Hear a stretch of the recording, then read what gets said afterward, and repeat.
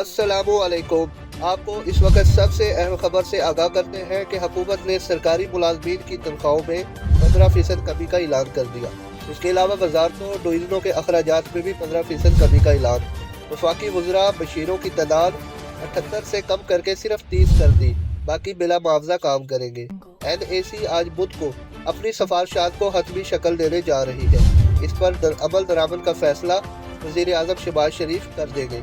आला सरकारी ज़राए ने मीडिया से गुफ्तगू करते हुए तस्दीक की है कि NAC ने एक सिफारिश को हतमी शक्ल दी है कि तमाम वज़रा, वज़ीर मुमलिकत और वज़ीर आज़म के मुआवन बराए खसूसी की तादाद कम करके सिर्फ 30 कर दी जाए।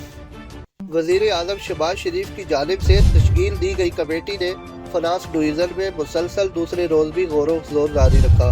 ये देखना अभी बाकी है कि NAC बड़े पब्लिक सेक्टर इदारों के नुकसानात से कैसे निपटेगा, क्योंकि इस साल PIA का खसारा 67 अरब रुपए तक पहुंच गया।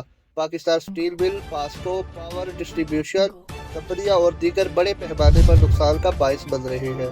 गुज़श्ता माली साल में सिर्फ पावर सेक्टर को 1600 अरब रुपए का नुकसान हुआ।